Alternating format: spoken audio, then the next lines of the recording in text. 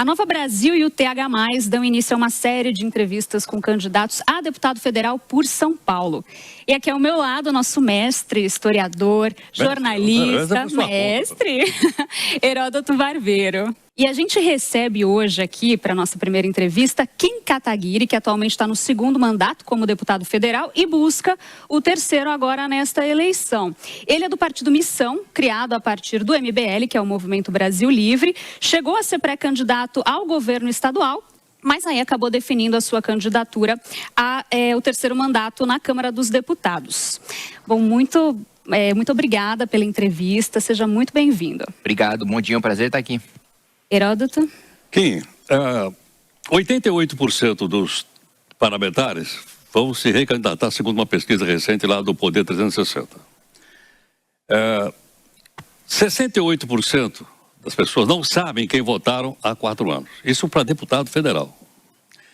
Você acha que uma das responsabilidades disso é o chamado voto proporcional, onde eu voto num e acabo elegendo um outro que eu não conheço, porque tem aquele puxador de voto que elege a ele mais 3, 4.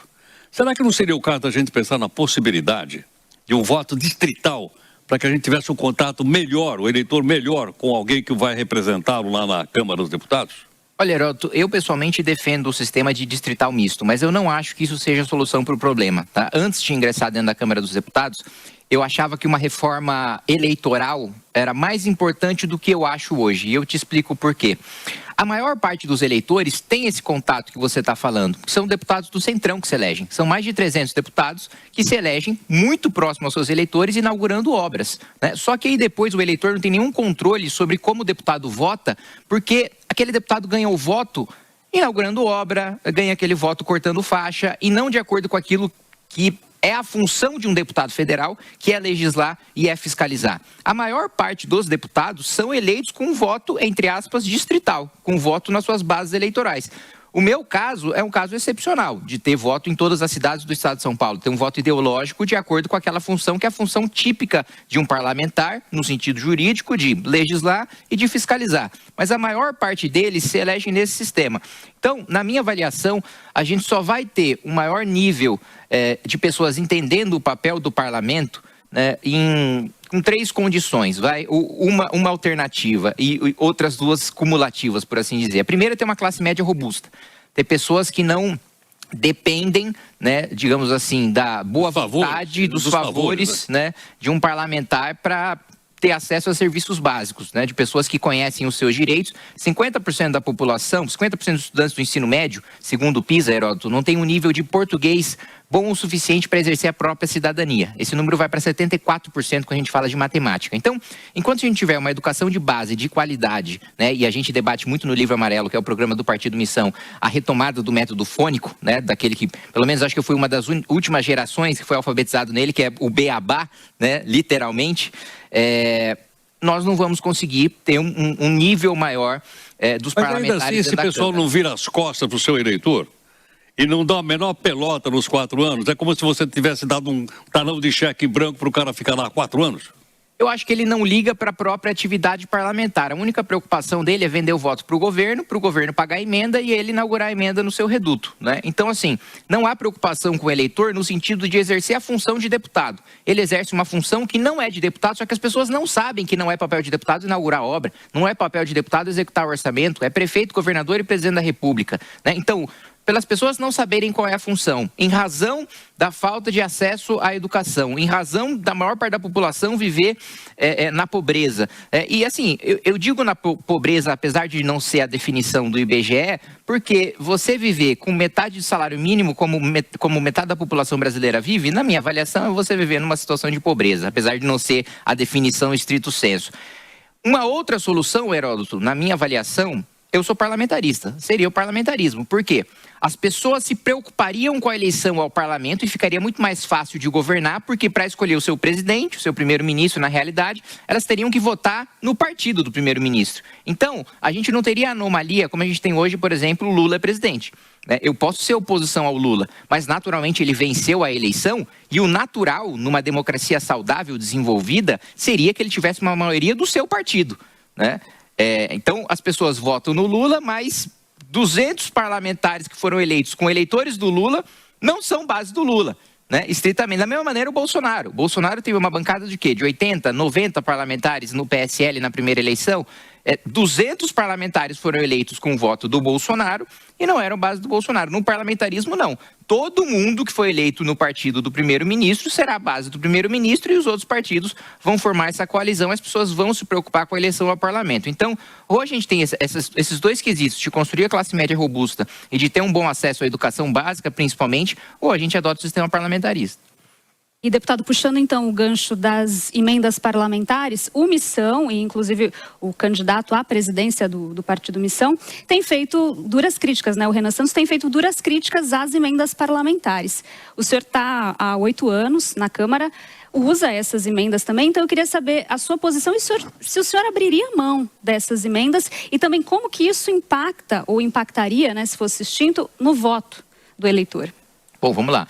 No mundo ideal, eu defendo que seja o fim das emendas parlamentares. No nosso programa de governo, no Livro Amarelo, a gente defende que, hoje, para explicar para as pessoas, né, as emendas impositivas, elas são uma parcela da receita corrente líquida, ou seja, quanto mais o governo arrecadar, ou quanto mais houver inflação, que também aumenta a arrecadação, mais emenda o deputado tem para a sua base eleitoral. A gente quer inverter essa lógica. A gente quer vincular as emendas a uma proporção das despesas livres. Ou seja, hoje o incentivo do parlamento é ter mais inflação ou ter mais imposto. A gente quer inverter isso para ser, quanto mais corte de gasto permanente você promover, mais emendas você vai ter. Eu nunca recebi emenda de orçamento secreto, nunca recebi emenda por votar junto com a base do governo. As emendas que eu indiquei são o meu dever de indicar, que são as impositivas da receita corrente líquida. Mas, mais uma vez, não é nem no meu interesse pessoal fazer indicação de emendas. Eu vou confessar aqui para você que eu nem gosto de fazer fiscalização de emendas, eu faço mesmo por dever de ofício, porque o meu eleitor, ele vota por aquilo que eu acredito, por aquilo que eu defendo, pelos projetos que eu aprovo, pelos projetos que eu barro. Então, assim, eu não ganho nenhum voto de emenda parlamentar. A maior parte das minhas emendas, aliás, vão para o Hospital das Clínicas da Unicamp, o Hospital das Clínicas da USP, o Hospital de Barretos. Nenhum deles faz campanha para mim, né? E o orçamento que eu mando é pequeno demais para que qualquer eleitor vincule o hospital à minha atividade parlamentar. Então, eu, no mundo ideal, defendo que não haja emenda parlamentar, como não existe na maior parte dos países sérios, mas como a gente não tem condição de fazer isso no curto prazo, a gente defende que esteja vinculado a corte de despesa em vez de aumento de receita. Agora aqui, já que você falou a questão de despesa, faturamento, etc, etc, as pessoas estão cansadas de pagar imposto. A gente tem um impostômetro, tem um impostômetro para a gente mostrar aí ou não? Todas as vezes a gente mostra o impostômetro para as pessoas saberem quanto estão pagando de impostos. Bom, aí a gente vê o seguinte, como é que olha só, até o presente minuto nós já pagamos 2 trilhões e meio de reais de imposto. Como é que a Câmara dos Deputados fiscaliza onde é que o Poder Executivo gasta esse dinheiro, ou aplica esse dinheiro, ou investe esse dinheiro? A Câmara em si não fiscaliza nada, Herói. Nada? Porque a maior parte tem orçamento lá? A maior parte da Câmara, como eu disse para você, vende o seu voto para depois inaugurar a obra no seu reduto eleitoral. Então, pelo contrário, o interesse... Mas vende o voto? Vende o voto para o governo, claro, não tem a menor dúvida. Mas tem um balcão, então, lá? Mas no teu, se tem um balcão, a esplanada dos ministérios inteira é um balcão, Heródoto.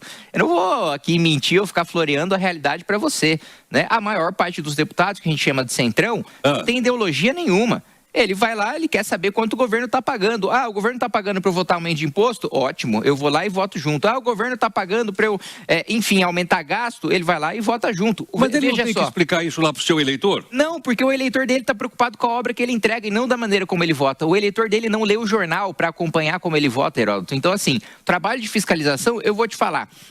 Eu sempre fui da comissão de fiscalização. Nos últimos 2 anos, eu desisti de estar na comissão de fiscalização porque o governo tem maioria. Eu não consigo aprovar um requerimento da comissão de fiscalização para mandar para o Tribunal de Contas da União. Então, enquanto a gente não mudar a composição do parlamento, vai ser o contrário. E eu posso falar, eu já tive vários embates com o ministro Flávio Dino, quando ele era ministro da Justiça, e me posicionei absolutamente contrário à sua indicação ao Supremo Tribunal Federal. Tenho várias críticas, inclusive, dele ser ministro e continuar subindo em palanque no Maranhão.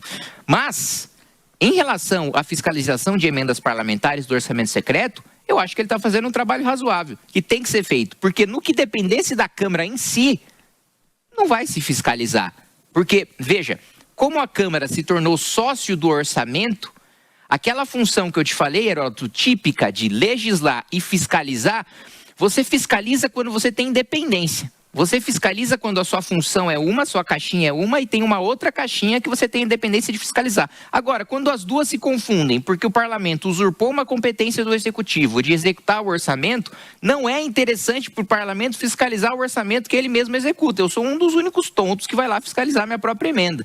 Encaminhar para o Ministério Público quando tem problema, para a PGR quando tem problema, para o STF quando tem problema.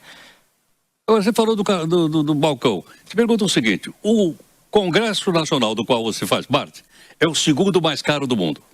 Só perde para os Estados Unidos. Como é que um país tão pobre pode gastar 12 ou 13 bilhões de reais para manter o poder legislativo? Precisa de toda essa grana para manter a democracia ou ela pode ser mantida com um orçamento mais modesto? Não, com certeza pode ser mantida com um orçamento mais modesto, né? E eu acho que isso é sinal, Heródoto, que em muitos sentidos, na definição aristotélica, a gente não vive uma democracia, a gente vive uma oligarquia, né? Tanto que existe, curiosidade, um dispositivo no regimento interno da Câmara dos Deputados, que na hora de você distribuir os gabinetes na eleição, um dos critérios para você ter preferência é ser filho de deputado, como se o mandato fosse uma coisa hereditária. Então, com certeza... Quer dizer que o mandato vira profissão, é isso ou não? Não. Pior do que isso, né? O sujeito ele vira um sanguessuga, né, do mandato. E dá para fazer um parlamento muito mais barato. Eu cito o meu exemplo pessoal, Heródoto. Na legislatura passada, teve uma votação de aumento de salário de parlamentares. Eu fui um dos únicos a votar contra, e não só votei contra, eu doei 500 mil reais do meu salário como protesto por esse aumento. E mais do que a doação de verba de gabinete de cota parlamentar, eu economizei 2 milhões e 500 mil reais. Imagina 2 milhões e 500 mil reais multiplicado por 513. Se todo mundo fizesse aquilo que eu faço, a economia seria gigantesca. A gente sairia pelo menos da segunda posição para estar lá para a 30ª, 40ª posição. Infelizmente não é isso que acontece. E, deputado, o Missão, ele deriva do MBL, né, do Movimento Brasil Livre, que em determinado momento rompeu com o bolsonarismo, foi se desenvolvendo ali. Mas se a gente observa os discursos do Renan Santos e do Flávio Bolsonaro, inclusive no primeiro ato oficial da campanha, tem vários pontos em comum, né? O endurecimento ali contra as facções, os dois têm feito críticas quanto ao tamanho e à eficiência do Estado, que é o que a gente estava falando aqui, e também tem uma comunicação mais agressiva nas redes sociais. Então, queria que a gente pudesse explicar para o eleitor qual que é a diferença, né? O que muda na prática, além dos personagens? A diferença do Renan para o Flávio Bolsonaro é que o Renan é alfabetizado e honesto. São duas diferenças fundamentais. O Flávio Bolsonaro tem problemas cognitivos insanáveis, ele se diz um conservador, mas ele nunca passou a 1 ano de distância das reflexões sobre a Revolução na França, que foi o primeiro livro fundador do conservadorismo do Edmund Burke na Inglaterra. Ele não tem... Veja, o nosso programa, o Livro Amarelo, ele é um programa de 450 páginas. Compare com aquilo que foi protocolado no TSE pelo Flávio Bolsonaro. É uma cartinha para o Papai Noel. Não existe nenhum paralelo. Veja, a gente está falando de um corte de 1 trilhão 100 bilhões de reais, de uma revisão dos privilégios tributários, de desvinculação orçamentária, desindexação orçamentária, de uma reforma previdenciária paramétrica, de uma reforma previdenciária estrutural, de 11 mil quilômetros de malha ferroviária, da construção do maior presídio das Américas, da adoção do direito penal do inimigo. Enfim, nada disso que eu coloquei para você existe no programa do Flávio e muito menos ele teria a capacidade de defender. E outro ponto, né? Renan nunca esteve na casa do Daniel Vorcaro para romper relações, como se fosse casado com o Vorcaro. Imagina, eu tenho intimidade para te mandar uma mensagem de WhatsApp para te pedir dezenas de milhões de reais. Mas aí na hora de romper relações eu preciso ir para sua casa? Então assim, ele não engana ninguém, né? A gente tem independência para falar tanto de Jacques Wagner e Rui Costa no Banco Master, como de Flávio Bolsonaro. Por quê? Eu nunca vi o Vorcaro na vida, assim como o Renan Santos nunca viu. Então, existem duas diferenças fundamentais. E outro ponto, Flávio Bolsonaro fala sobre endurecimento de penas, e olha só, uma das propostas dele é ter uma pena mínima, né, de 8 anos para quem rouba celular. Ele nem sabe que isso já é realidade por causa de uma lei que eu aprovei esse ano. E ele votou, ou seja, ele não leu o que vota. Eu aprovei a medida de pena de furto, roubo e receptação, inclusive com uma qualificadora no caso de roubo de celular. Ele votou como senador da República, não leu o que votou e está propondo a mesma coisa que já é lei.